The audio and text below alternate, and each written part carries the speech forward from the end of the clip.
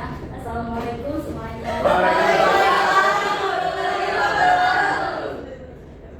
Gimana nih kabarnya siang-siang panas ya? Iya Bu. Oke, sebelumnya di sini ketua kelasnya siapa? Ada. Ada. Oke, boleh ada dipersiapkan dulu kelasnya. Oke, sebelum kita mulai pelajaran pada sore hari ini, alangkah baik kita berdoa menurut kepercayaan masing-masing. Berdoa mulai.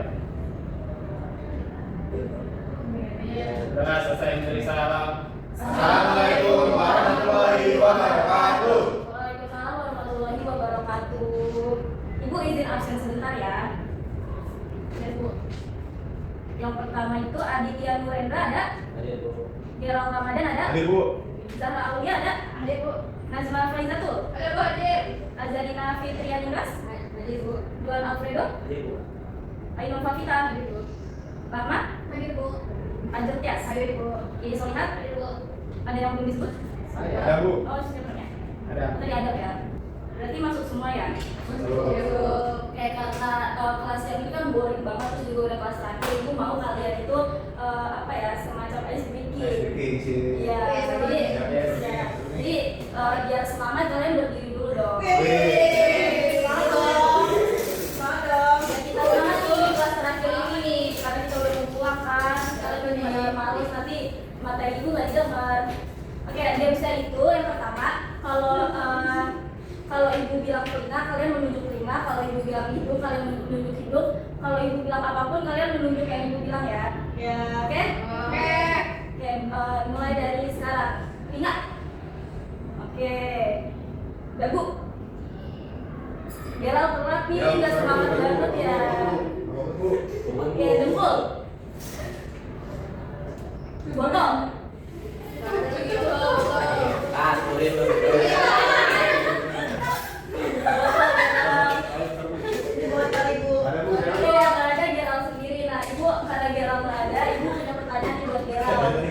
Mengenai materi yang akan kita bahas pada hari ini, Gerald tahu gak sih tenaga geologi itu apa?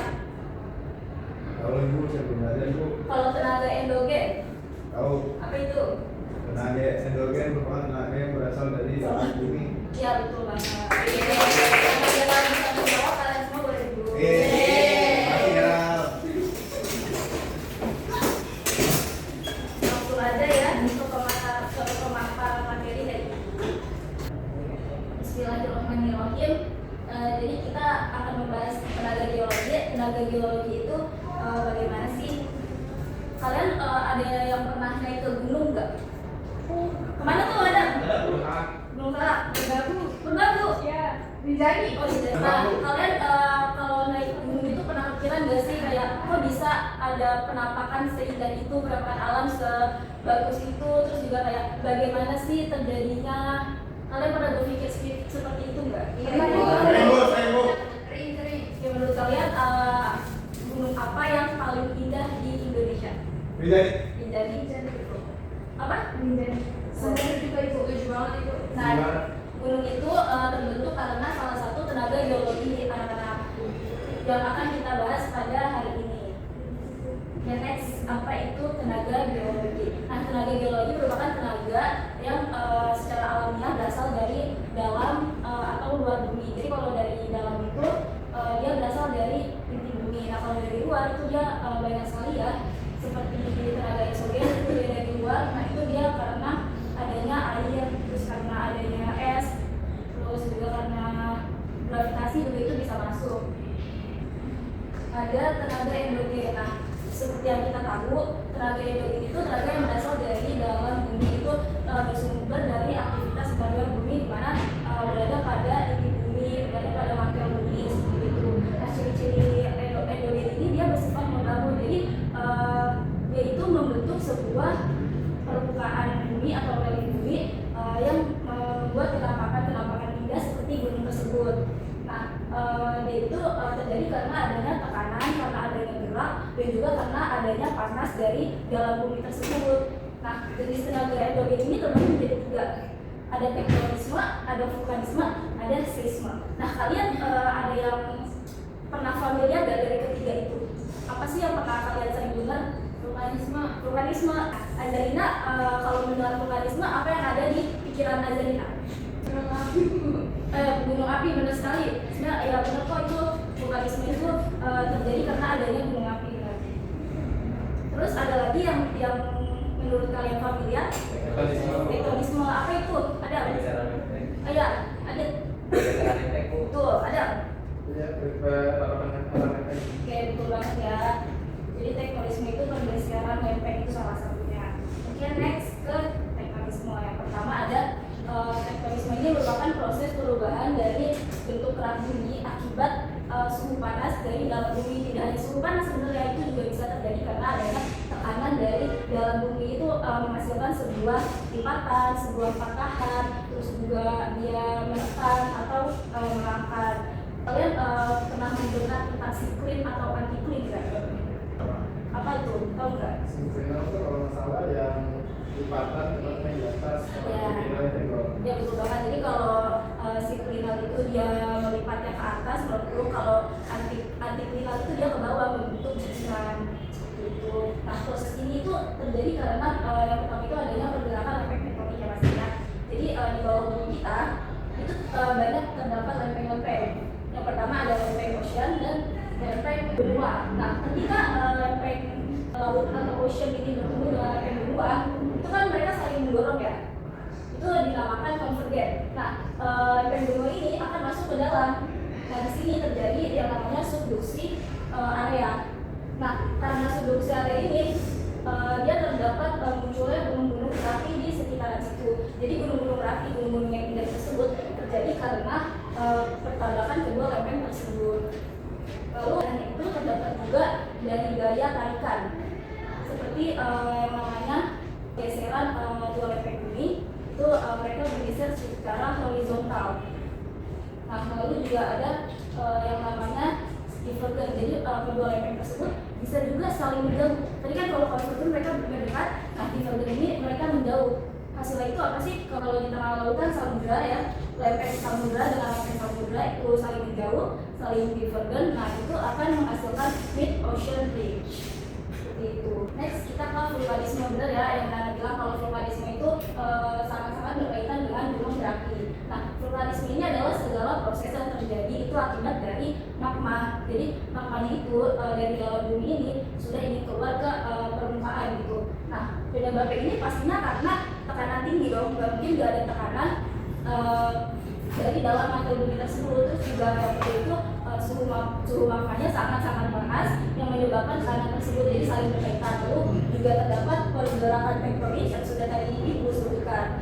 Nah, pada vulkanisme ini kalau magmanya itu ingin keluar tapi tidak sampai keluar itu disebut induksi. Nah, kalau dia sudah keluar itu ekrusi. Ekrusi itu kan berarti gunung merapinya meletus ya. Nah, menurut kalian apa akibat dari gunung merapi meletus tersebut? Ya, kerusakan lingkungan bisa. Ya, terus ada lagi. Tapi kalau dari sisi positifnya, dari sisa abu vulkan itu bikin tanah di sekitar area itu. Ya betul. Jadi karena vulkanisme ini mengandung unsur hara yang banyak ya, jadi tanah yang terkena atau terdapat gorehan magma tersebut itu menjadi tanah yang bersifat vulkanis. Lalu next ada seisme. Nah, ini pasti kalian sudah tidak asing juga dengan seisme. Seisme itu apa sih? Ini adalah getaran atau guncangan yang terjadi pada permukaan bumi kita. Jadi ini itu terjadi akibat pelepasan energi di dalam bumi secara tiba-tiba. Nah, semua dari tektonisme, dari vulkanisme itu sangat berkaitan sehingga menyebabkan seisme ini. Nah, ilmu yang mempelajari terkait dengan seisme ini adalah seismologi. Kita biasa menyebut seisme ini dengan gempa bumi. Nah, gempa bumi ini terdapat dua ya, terdapat ada tiga, gempa tektonik, gempa vulkanik, dan yang terakhir itu kalian pernah dengar tidak? Ada yang namanya gempa runtuhan. Belum pernah dengar? Ada yang pernah dengar gempa runtuhan itu apa? Iya, Bu. Nah, gempa runtuhan itu terjadi di dalam gua. Itu mungkin ada pergeseran lempeng atau ada pertabrakan lempeng yang menyebabkan gua tersebut runtuh. Tapi ini skalanya sangat kecil, jadi tidak terlalu mengganggu aktivitas kita sehari-hari. Next kita ke tenaga eksogen. Kalau tadi kita udah melihat yang indah-indah, nah tenaga eksogen ini sifatnya itu merusak sebenarnya. Jadi bentuk permukaan bumi itu kita dirusak, tapi tetap aja ya yang namanya bagus-bagus aja gitu walaupun udah dirusak. Nah, sumber dari tenaga eksogen ini yang pertama itu di atmosfer terdapat angin dan juga udara. Terus di hidrosfer itu terjadi karena sungai dan juga ombak. Lalu di biosfer itu karena makhluk hidup, tapi makhluk hidup ini bukan kita ya, itu seperti hewan-hewan gitu. Lalu terus juga sebenarnya gravitas bumi sangat mempengaruhi tenaga eksogen ini. Nah, dari proses eksogen ini terdapat tiga. Yang pertama itu pelapukan, erosi, dan juga sedimentasi. Kalian pernah mendengar nggak pelapukan itu bagaimana sih? Pelapukan itu kalau nggak salah jadi misalnya di batu, dia tuh di sekitarnya tuh misalnya ada organisme kayak mungkin mikroorganisme kayak lumut atau apa. Nah, nanti lama-kelamaan tadinya batunya itu keras, itu bisa jadi rapuh gitu. Ya, betul sekali ya. Dan yang dijelaskan oleh Eder ini betul sekali itu salah satu pelapukan dalam bentuk biologi. Oke, langsung kita masuk aja ke materinya. Pertama ada pelapukan. Nah, pelapukan ini adalah proses penghancuran dari batu yang besar itu sebenarnya menjadi batu yang lebih kecil. Nah, pelapukan ini dipengaruhi oleh tiga aspek. Yang pertama aspek fisika, lalu yang kedua ada aspek kimia, dan yang ketiga ada yang sudah ada dijelaskan yaitu aspek genetik. Nah, aspek fisika ini seperti pada batuan di gurun itu dia akan pecah apabila suhu permukaan bumi itu sangat panas. Nah, lalu kimia itu terjadi karena misal batu di Kars, kalian tahu buah Kars? Nah, itu terjadi akibat adanya karbon dioksida seperti itu. Lalu yang terakhir yang sudah ada dijelaskan itu karena makhluk hidup bisa lumut atau makhluk hidup yang lain itu dia mengeluarkan asam, itu juga bisa mengikis batuan tersebut. Selanjutnya terdapat erosi. Erosi adalah pemindahan material di permukaan bumi. Jadi kalau yang tadi pelapukan itu dia udah terkikis ya, nah ini juga ada penyikisan tetapi terdapat pemindahan. Nah, jadi dia itu sekalian mengikis, sekalian juga memindahkan. Nah, di sini itu ada agennya. Yang pertama air, lalu angin, lalu es, dan yang terakhir gravitasi. Nah, kalau air sendiri itu dia membentuk sebuah aliran air. Jadi dari rumah kita itu bisa juga terbentuk sebuah aliran air yang ujungnya akan ke sungai, ke kali seperti itu, karena dia terkikis oleh air hujan. Jadi tanahnya itu terbawa. Lalu oleh angin, ada yang tahu oleh angin bagaimana? Kalau erosi oleh angin itu kan namanya deflasi ya. Nah, kalau itu yang kayak angin oleh angin itu kayak yang ada di slide sebelumnya itu ada makrok atau batuan jatuh itu biasanya ada di daerah aeroid seperti di gurun pasir gitu. Ya, jadi ketika pasir dibawa oleh angin maka lama-lama akan juga itu materialnya akan mengikuti angin yang membawa pasir tersebut. Ya, kita sudah sudah sangat mewakili. Nah, ada yang tahu erosi oleh es itu bagaimana? Ya, boleh. Erosi dari es itu adalah batuan-batuan yang mulai terbentuk aliran dari batuan, aliran dari permukaan es itu sendiri, dan juga kadang sering bertabrakan serta salju-saljunya juga kan sering mengikis batuan tersebut. Itu sekali ya, Dir. Terus juga selanjutnya ada karena gravitasi bumi. Gimana sih bisa gravitasi itu menyebabkan erosi? Jadi ketika kalian melihat lereng itu kan dia menurun ya. Nah, karena adanya gravitasi sehingga material-material yang terdapat di lereng tersebut itu akan menurun juga. Jadi dia terkikis secara perlahan, tapi juga terdapat pemindahan. Selanjutnya yang terakhir itu terdapat sedimentasi. Nah, sedimentasi ini adalah proses pengembangan material hasil dari pelapukan dan erosi tersebut.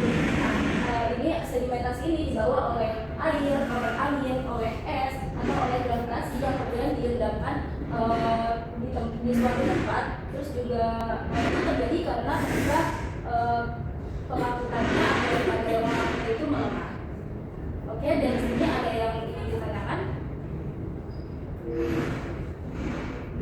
Kalau tidak ada, kita lanjut ke penugasan ya. Kita langsung ke penugasan aja ya semua.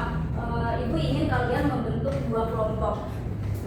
Jadi di sini kelompok 1, di sini kelompok 2. Nah, ibu ingin kalian menganalisis, beri waktu kalian 10 menit. Jika sudah, nanti akan perwakilan kelompok bisa mempresentasikan hasil diskusi kalian. Itu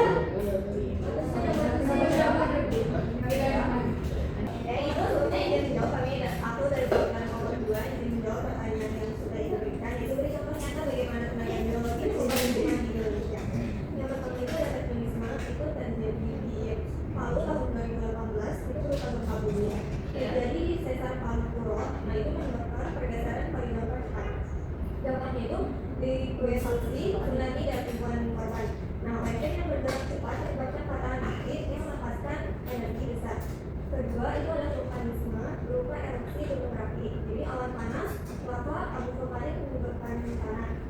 ekspresi makna penerimaan ancaman di sana, tetapi jangka panjang menciptakan rasa kalian yang berikut, yaitu erosi dan sedimentasi.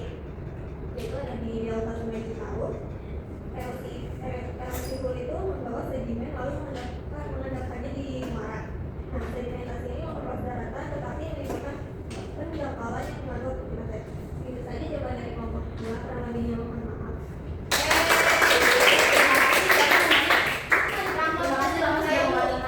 Kelompok 1 siapa yang akan mewakili? Adit, Bu. Boleh, silakan Adit. Analisis kasus. Adit, Bu.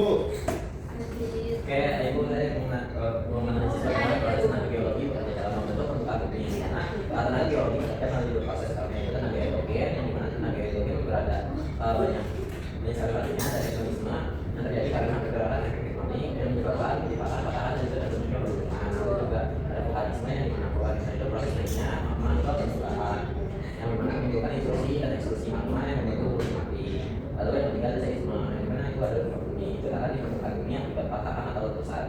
Nah yang kedua itu tenaga eksogen atau tenaga dari luar bumi, dimana ada pakukan, erosi dan juga sedimentasi. Pakukan itu terdiri dari angin, air, suhu, dan juga organisme yang menyebabkan batuan rapuh. Lalu juga untuk erosi itu ada air, angin, dan juga geser yang dimana hal ini batuan terkikis dan juga dipindahkan ke bawah ke arus. Dan juga ada sedimentasi itu terdapat di sungai, danau, dan pesisir delta. Nah untuk kesimpulannya permukaan bumi ini selalu berubah karena interaksi antara kekuatan dari dalam bumi dan juga dari luar yang mungkin juga eksogen yang merusak lalu membentuk bentang alam maju. Mungkin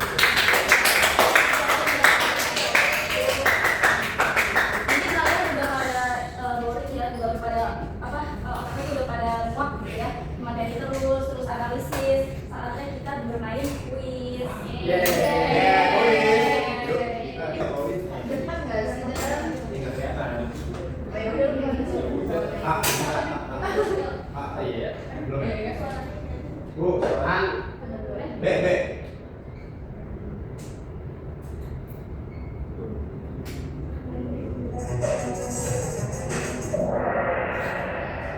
Gak nyontek, Bu, kelompoknya, Bu. Itu udah nggak?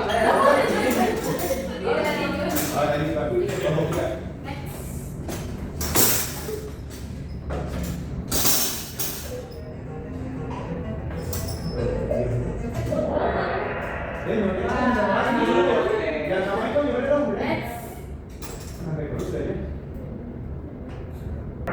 Gampang banget ya.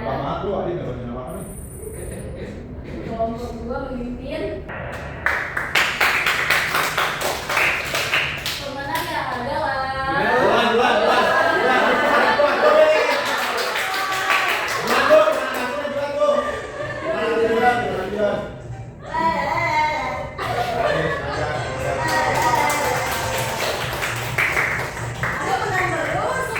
Oke, terima kasih buat kelompok 1 dan kelompok 2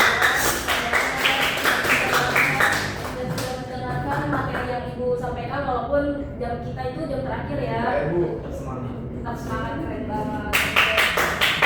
Begitu aja pertemuan kita pada hari ini. Kurang lebihnya dari Ibu mohon maaf. Silakan pulang. Tapi sebelum pulang, alangkah baiknya kita berdoa terlebih dahulu ya.